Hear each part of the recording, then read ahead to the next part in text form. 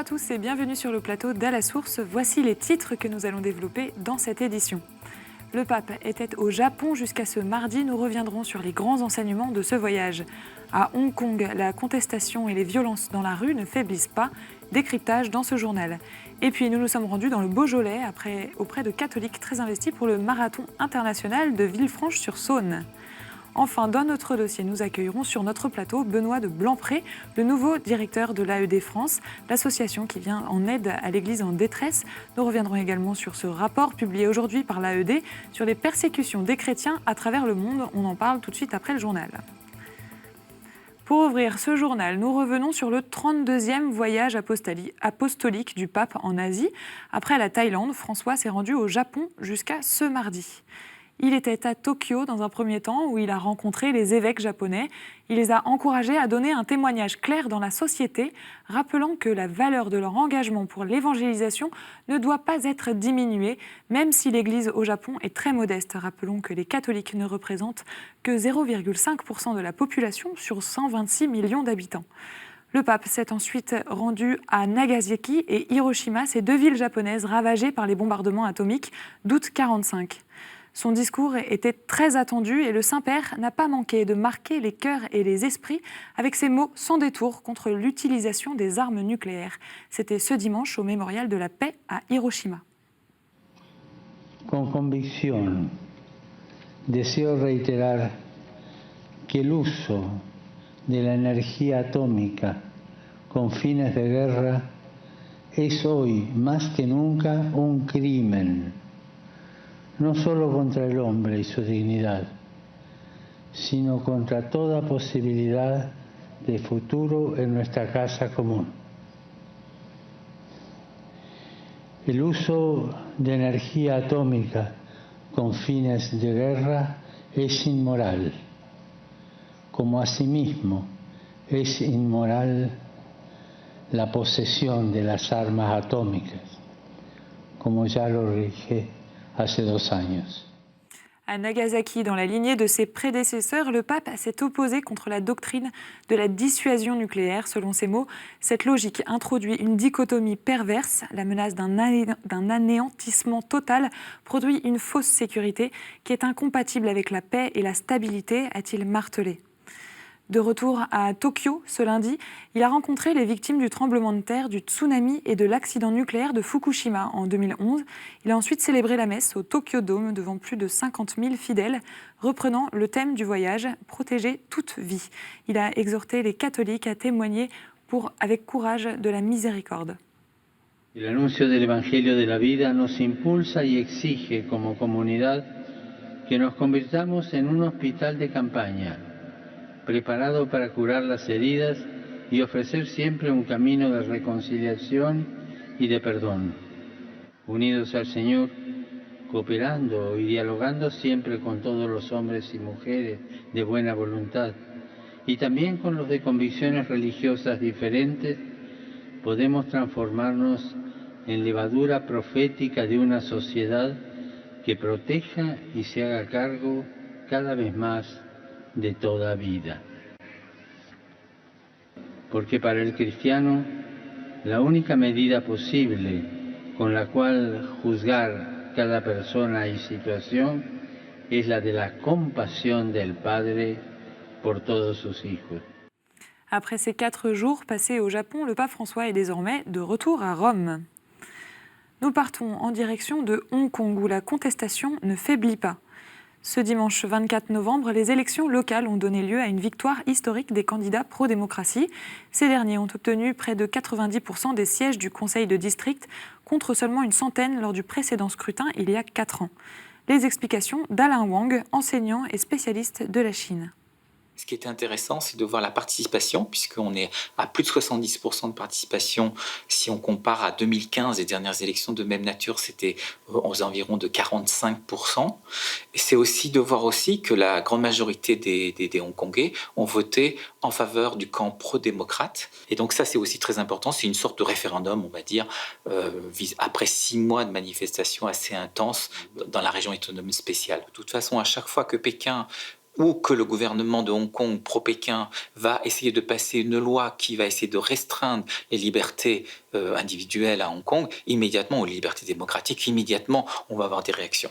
Maintenant, il faut attendre de voir si la politique de un pays, deux systèmes va être modifiée. Est-ce qu'ils vont lâcher du lest? Est-ce que c'est peut-être le moment de faire quelques concessions pour permettre à ce que la stabilité revienne à Hong Kong?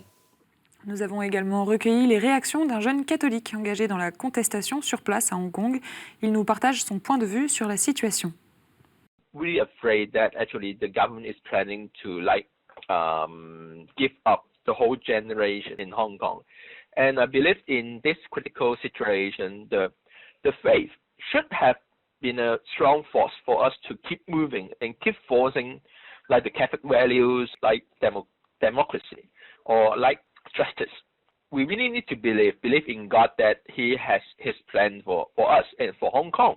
And also through praying, actually it gives me strength. Every time we go to protest and then nothing happened and we are very disappointed and then when we're back to praying, we know that there is always hope. There's always hope in the future.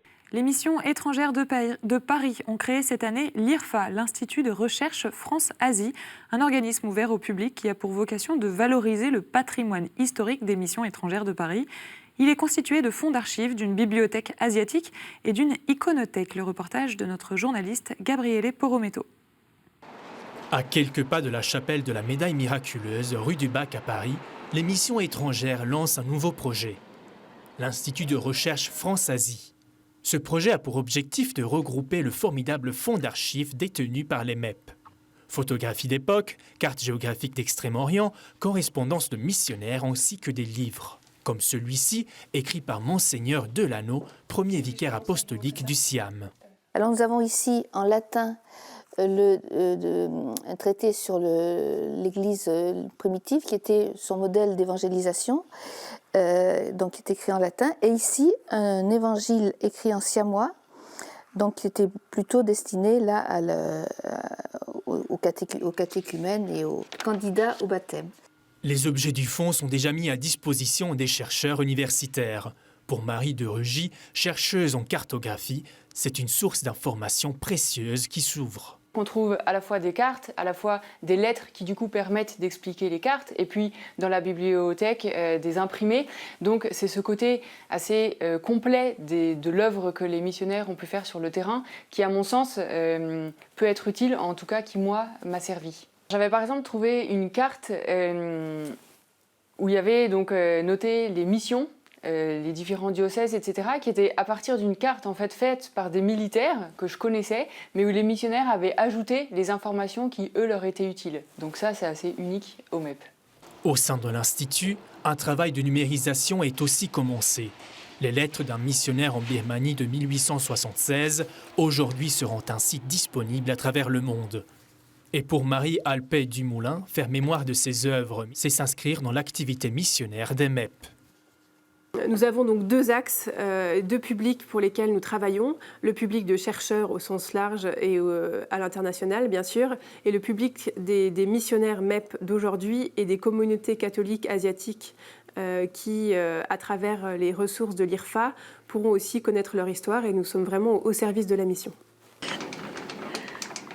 Rendez-vous le 6 janvier prochain pour l'ouverture de ces archives au grand public. En Albanie, un tremblement de terre a provoqué la mort d'au moins 13 personnes ce mardi. La communauté Sant'Egidio, qui est présente dans le pays depuis plusieurs décennies, a tenu à exprimer toute sa proximité au peuple albanais et à adresser ses condoléances aux familles des victimes. En Belgique, plus de 750 médecins et soignants s'opposent à la proposition de loi sur l'avortement.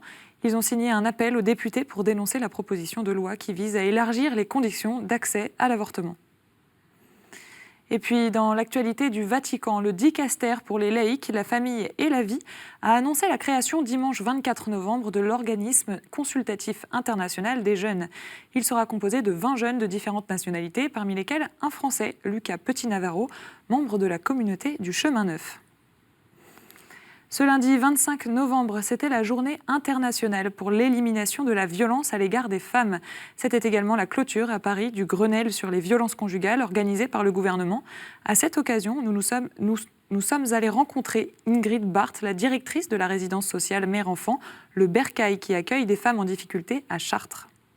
On est content des propositions qui ont été faites, même s'il y a certaines qui ont besoin d'être légiférées et du coup on n'aura pas la réponse forcément tout de suite, mais elles font écho aux propositions que nous avons faites pendant nos différents ateliers au moment du Grenelle. Donc notamment il y avait ce besoin de formation de tous les intervenants qui sont en lien avec les femmes victimes de violences, et du coup ça part déjà des gendarmes, des policiers, des infirmiers, du milieu médical, des médecins, de tous les travailleurs sociaux. Il y a vraiment ce besoin de former toutes les personnes qui sont en lien avec les femmes victimes de violences. Ensuite, il y avait le besoin d'héberger les femmes et leurs enfants dans des structures appropriées à taille humaine, familiale, ce qu'on propose nous également au sein du Bercail,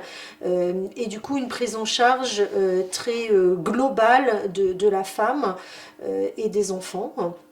Il y avait également, nous, dans les propositions, accélérer les démarches administratives et judiciaires. Il y avait également la reconnaissance des enfants comme étant des victimes également de ces violences.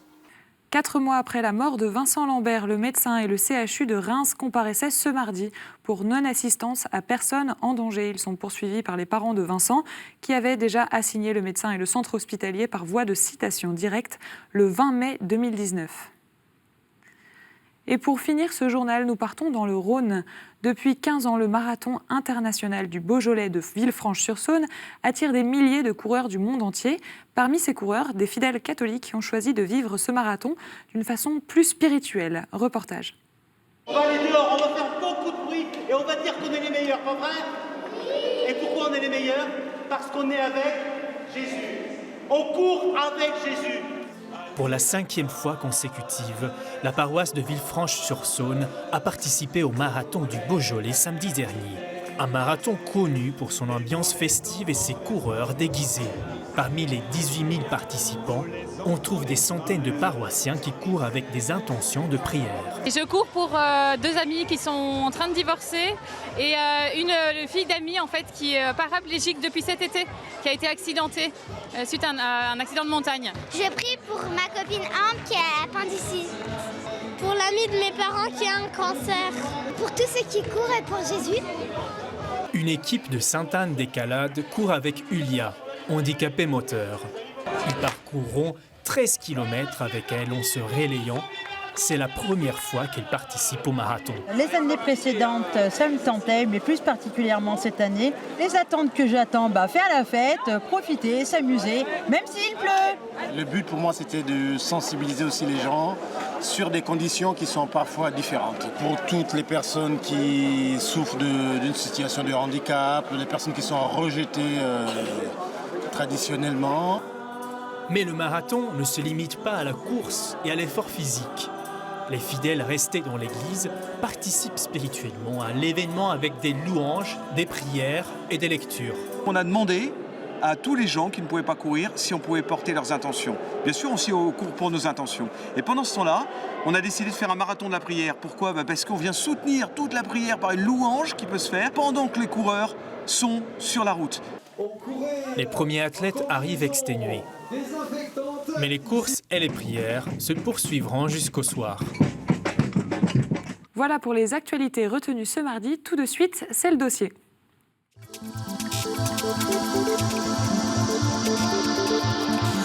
Et pour ce dossier, nous recevons Benoît de Blanpré, le nouveau directeur de l'aide à l'Église en détresse France. Bonsoir Benoît. Bonsoir. Et bienvenue sur ce plateau. Merci de m'accueillir. Alors un petit mot peut-être, vous êtes, on l'a dit, le nouveau directeur de l'association Aide à l'Église en détresse. Qu'est-ce que ça fait d'être directeur? Vous êtes depuis 10 jours, présentez-vous un petit peu. C'est très impressionnant d'être directeur. Je suis arrivé lundi dernier, donc il y a tout juste une semaine. pour prendre la direction de l'aide à l'Église en détresse en France. Et en fait, cette nomination, elle s'inscrit dans mon parcours depuis 20 ans.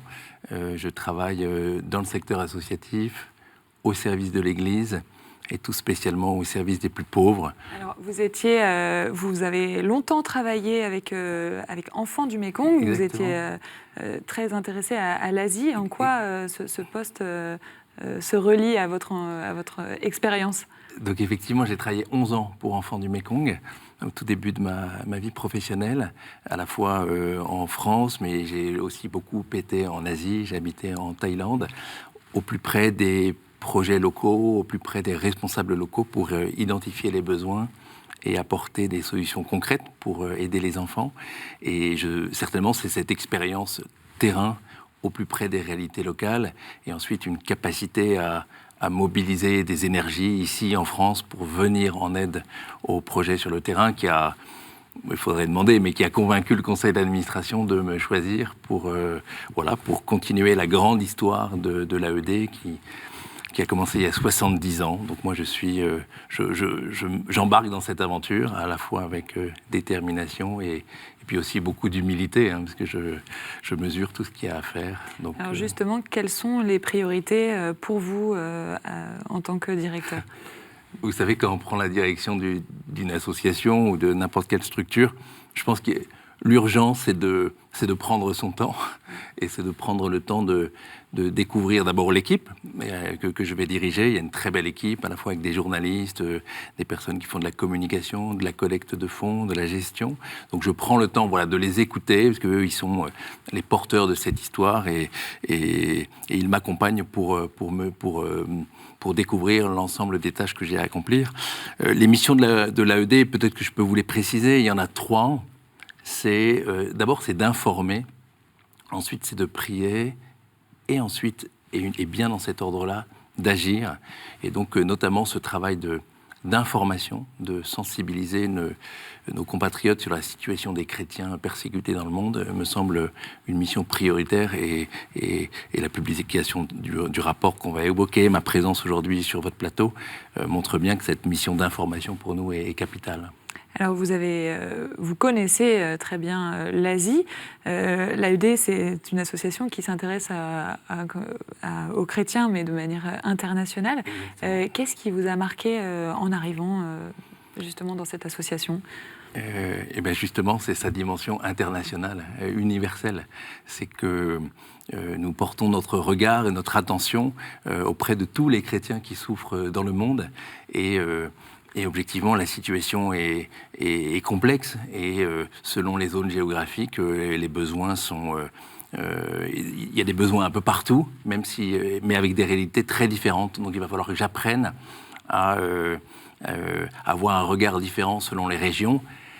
L'Asie, c'est une région que je connais bien, même si au sein même de l'Asie, il y a des réalités très différentes. Mais là, il faut que j'apprenne aussi à découvrir le Moyen-Orient, que je connais peu, l'Amérique du Sud, où il y a des réalités profondes. Donc voilà, je vais prendre le temps de cette découverte, et pour pouvoir agir au plus près au service de nos frères et sœurs chrétiens souffrants.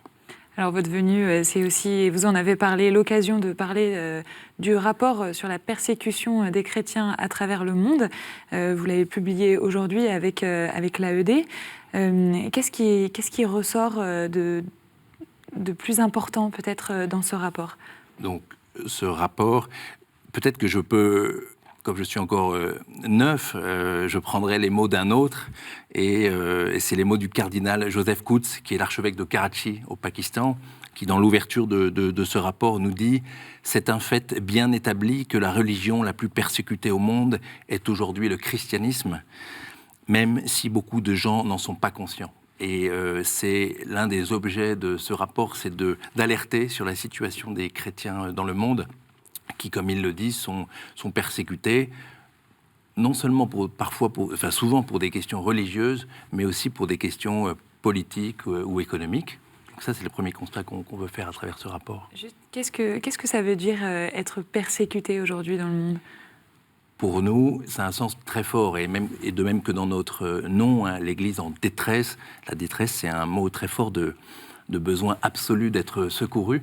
La persécution, elle est morale et physique. Donc physique, on mesure très bien ce que ça veut dire, hein, la violence physique contre les chrétiens. Et puis la violence morale qu'on retrouve dans certains pays, c'est du fait même de sa vie chrétienne, de sa foi chrétienne, l'incapacité à accéder à certaines fonctions, à certains travail. Donc il y a une violence qui est faite et qui est objectivement dure à vivre. Et ce qui nous touche beaucoup, c'est que les chrétiens persécutés restent forts dans leur foi et que la détresse qu'ils vivent est pour nous un témoignage. Nous, ici, en France, qui vivons librement notre foi, et bien finalement, c'est eux qui viennent fortifier notre foi par le témoignage qu'ils montrent. C'est l'un des principaux enseignements du rapport cette année ?